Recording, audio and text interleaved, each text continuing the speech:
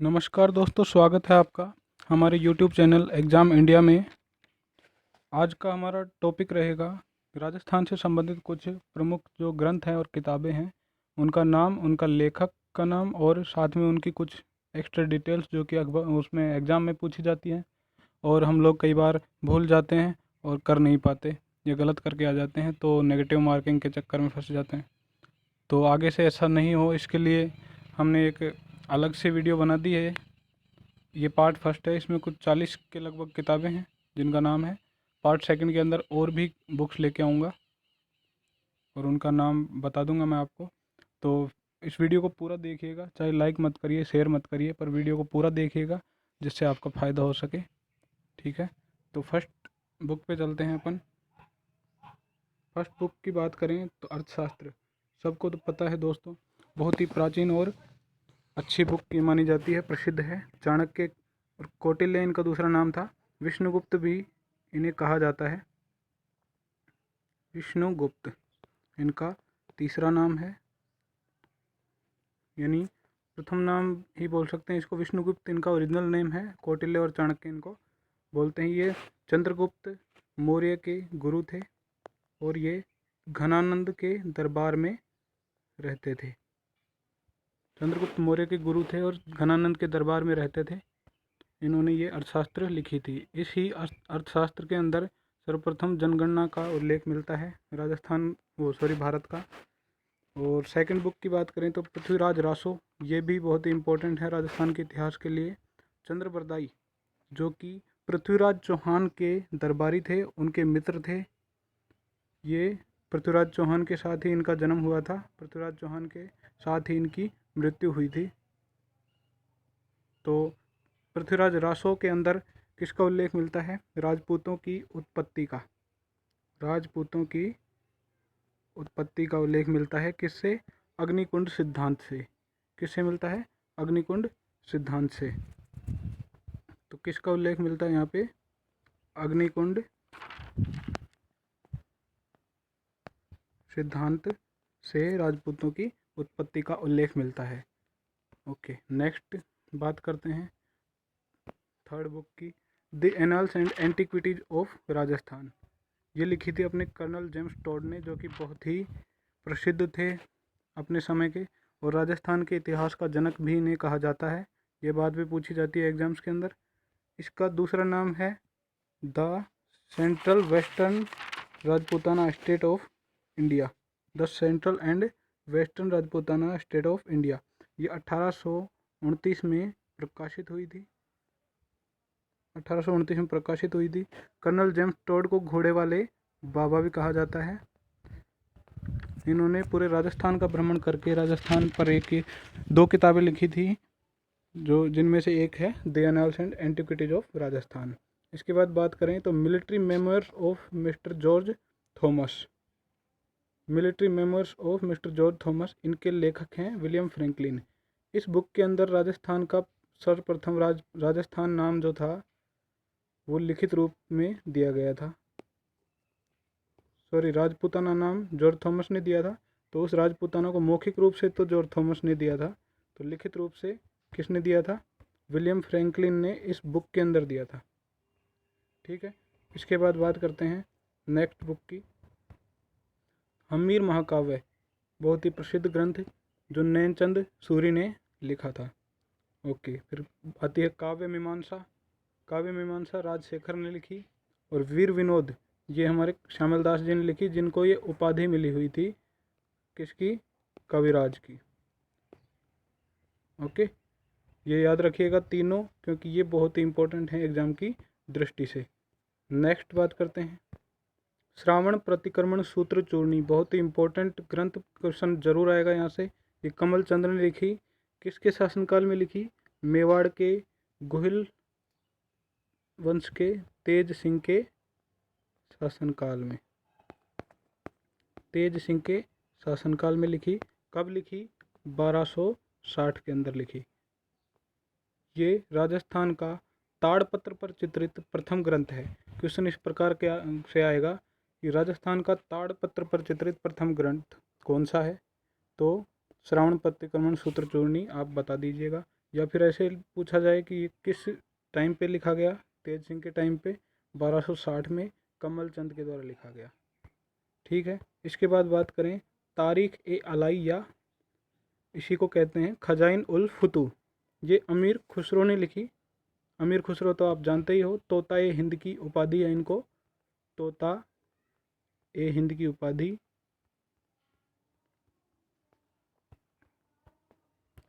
इनको मिली हुई है। और इन्होंने इसमें मेवाड़ के प्रथम साके यानी अलाउद्दीन खिलजी के साथ ये आए थे, तो अलाउद्दीन खिलजी के कारण हुए मेवाड़ के प्रथम साके का उल्लेख इस ग्रंथ के अंदर किया हुआ है। इसके बाद बात करें तो आईने अकबरी, जिसका दूसरा नाम है अकबरनामा, ये किसने लिखा? अबुल फजल। अबुल फजल कौन थे? ये अकबर के नवरत्नों में शामिल थे और बहुत प्रसिद्ध ये विद्वान थे जिन्होंने अकबरनामा ग्रंथ लिखा था। पद्मावत, नेक्स्ट आ गया पद्मावत। ये बहुत ही फेमस ग्रंथ है जिस पर अभी पद्मावत मूवी भी बनी थी। संजय लीला भंसाली उसके डायरेक्टर थे और जो कि बहुत विवादित रही थी। संजय लीला भंसाली इसके डायरेक्टर थे, याद रखिएगा, प्रश्न आ सकता है करंट के रूप में। और मलिक मोहम्मद जायसी ने इस ग्रंथ को लिखा है जिस पर आधारित वो मूवी बनी। और मलिक मोहम्मद जायसी किसके दरबारी थे? शेर शाह सूरी के दरबारी थे। करीब 200 साल बाद ये ग्रंथ इन्होंने लिखा था। बिल्कुल इन्होंने ऐसा लिखा जैसे ये इसी के शासनकाल के समय हो, रतन सिंह के शासनकाल के समय, परंतु ये 200 साल बाद लिखा गया ग्रंथ था जिसमें पद्मावती के रूप स्वरूप का उल्लेख किया गया था और चित्तौड़ के प्रथम साके का भी उल्लेख है। अब महाराणा कुंभा द्वारा रचित कुछ ग्रंथों की बात कर लेते हैं। महाराणा कुंभा ने बहुत से ग्रंथ लिखे थे और इनको अभिनव भट्टाचार्य की उपाधि भी मिली हुई है। रसिक प्रिया की इन्होंने टीका लिखी थी और गीत गोविंद पर इन्होंने टीका लिखी थी। रसिक प्रिया ओरिजिनलिटी में किसने लिखी थी? केशवदास ने। गीत गोविंद जयदेव ने लिखी थी और संगीत रत्नाकर जो कि सारंगधर ने लिखी थी। और चंडी शतक की टीका लिखी इन्होंने, संगीत रत्नाकर की टीका लिखी। एक लिंग महात्म्य ग्रंथ लिखा जिसका प्रथम अध्याय, जिसको राजवर्णन कहते हैं, उसको कुंभा ने ही लिखा था। ये 4 ग्रंथ ऐसे हैं जिनको कुंभा ने लिखा और ये ऐसे थे जो दूसरों ने लिखे लेकिन उस पर टीका कुंभा ने लिखी थी। संगीत मीमांसा कुंभा ने खुद ने लिखी और संगीत राज खुद ने लिखा, सूड़ प्रबंध खुद ने, और कामराज रतिसार ये भी खुद ने लिखा कुंभा ने। और इसके बाद बात करते हैं तो कुंभा के जो प्रमुख शिल्पकार थे, मंडन जो कुंभलगढ़ दुर्ग के शिल्पकार हैं, उनको याद किया जाता है। इससे पहले मैं आपको बता देता हूँ कि ये जो चंडी शतक है ये किसने लिखा था? तो चंडी शतक बाणभट्ट ने लिखा था। बाणभट्ट की अन्य जो कृति है वो है कादंबरी, याद रखिएगा। और इसके बाद बात करते हैं कि ये जो संगीत रत्नाकर है ये 7 भागों में बांट रखा है इसको सारंगधर ने, तो ये सप्ताध्यायी भी कहलाती है। अष्टाध्यायी किसने लिखी थी? पाणिनि ने। और कुंभा के प्रमुख शिल्पकार जो मंडन हैं उसके द्वारा 4 प्रमुख ग्रंथ लिखे गए थे। ये कौन कौन से हैं? ये सारे वास्तु से संबंधित हैं। रूप मंडन से कई बार क्वेश्चन आ चुका है, 3 से 4 बार, कि रूप मंडन किससे संबंधित है? तो मूर्ति निर्माण कला से संबंधित है। प्रसाद मंडन का पूछा जाए तो प्रसाद तो होता है राजमहल और प्रसाद होता है मंदिर। तो प्रसाद यानी मंदिर निर्माण या देवालय निर्माण से संबंधित वास्तुकला का उल्लेख है। और राजवल्लभ मंडन, राजवल्लभ मतलब राज यानी नगर का, भवनों का और राजमहलों का निर्माण के संबंधित, वास्तु से संबंधित। देव मूर्ति प्रकरण यानी देव मूर्ति, देवताओं की मूर्ति में बनाने में प्रयुक्त होने वाले उपकरणों का उल्लेख इसमें किया गया है। तो अब नेक्स्ट करते हैं बात, ये बहुत ही प्रसिद्ध नैनशिरी ख्यात ग्रंथ मोहनोत नैनशी ने लिखा। इनको राजस्थान का अबुल फजल भी कहा जाता है। मोहनोत नैनशी को याद रखिएगा। राजस्थान का अबुल फजल किसे कहा जाता है? तो राजस्थान का अबुल फजल मोहनोत नैनशी को कहा जाता है। नेक्स्ट बुक की बात करें, तारीख ए बदायूनी, या इसको बोल सकते हैं मुंतक उल तवारिख। ये बदायूनी एक्स्ट्रा लिखा गया है मेरे से, इसको हटाते हैं एक बार। तारीख ए बदायूनी इसका नाम है। दूसरा नाम है इस बुक का, क्या नाम है? मुंतक उल तवारिख। ये लिखी किसने? बदायूनी ने। ठीक है, बदायूनी जो थे, इन्होंने हल्दी घाटी युद्ध का इसमें वर्णन किया है इस किताब के अंदर, और अकबर के पक्ष में थे ये। बदायूनी ने लिखा कि ये गोगुंदा का युद्ध था, ना कि हल्दी घाटी का। यानी बदायूनी ने इसको गोगुंदा का युद्ध कहा, हल्दी घाटी का नहीं। अलग अलग विद्वानों ने इसको अलग अलग नाम दिया था, किसी ने गोगुंदा का, तो किसी ने चावंड का, तो कहीं कहीं अलग नाम दिया गया है। ओके। विश्व वल्लभ ग्रंथ, ये महाराणा प्रताप के दरबारी चक्रपाणी ने लिखी थी।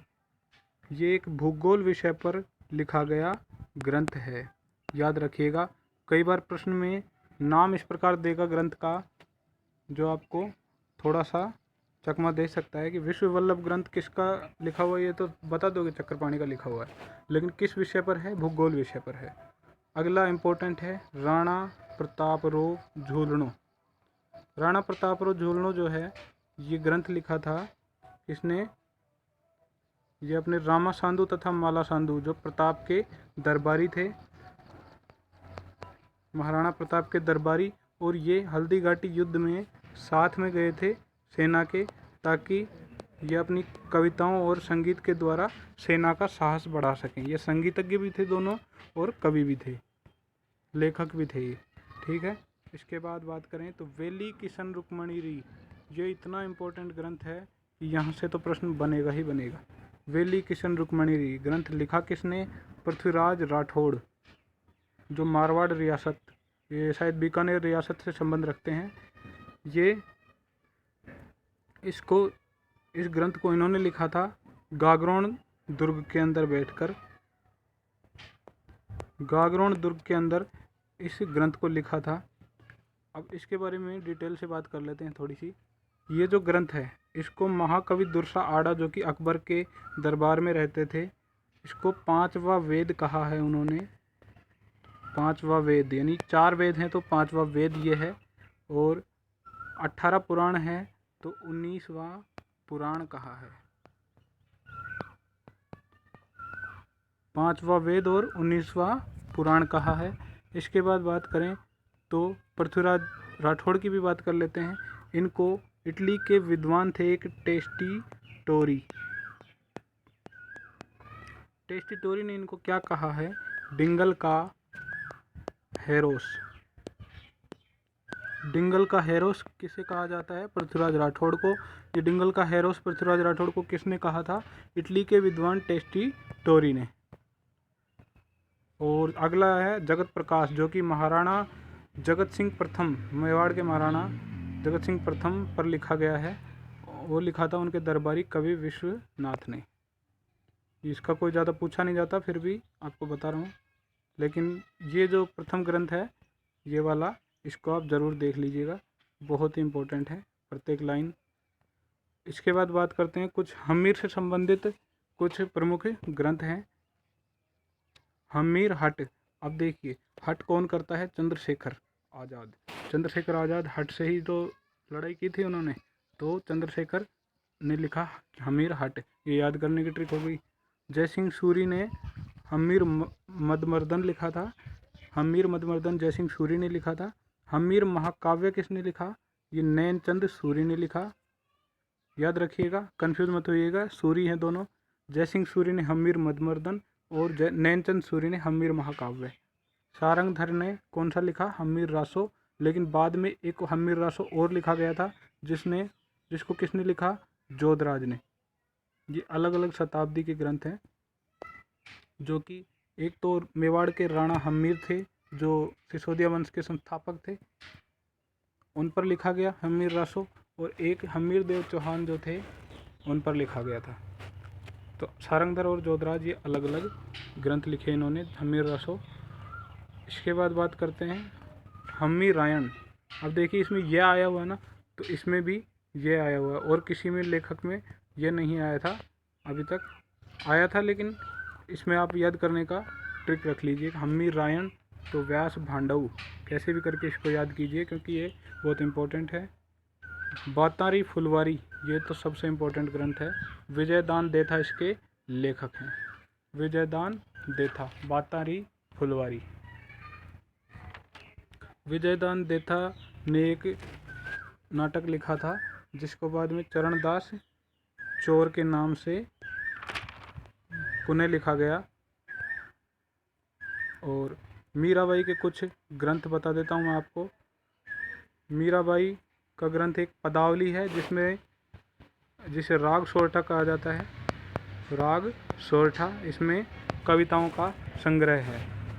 नरसिंह मायरो, गीत गोविंद की टीका और राग गोविंद, ये किसने लिखे? 4 ग्रंथ मीराबाई ने। अब सबसे इम्पोर्टेंट बात बताता हूँ कि गीत गोविंद की टीका लिखी थी उन्होंने, महाराणा कुंभा ने भी लिखी थी गीत गोविंद की टीका। लेकिन गीत गोविंद लिखा किसने था? गीत गोविंद जयदेव ने लिखा था, भूलिएगा मत, जयदेव ने लिखा था, याद रखिएगा। अब वीडियो को लाइक करना है आपको, शेयर करना है, कमेंट करना है, और ना भी करें तो ज़्यादा फर्क नहीं पड़ता है क्योंकि आप वीडियो को पूरा देखिए। पूरा देखेंगे तो आपको फ़ायदा होगा, मेरा वादा है। और नेक्स्ट वीडियो में हम लाएंगे और भी अच्छी बुक्स जो कि बहुत इम्पोर्टेंट होंगी। इस प्रकार की वीडियो जो आपको अगर और चाहिए तो हमारा चैनल ज्वाइन करें, सब्सक्राइब करें, और टेलीग्राम पे भी हमारा ग्रुप ज्वाइन करें ताकि आप क्विज दे सकें, रोज़ अपनी तैयारी पुख्ता कर सकें। एग्ज़ाम इंडिया का चैनल सब्सक्राइब करें। धन्यवाद।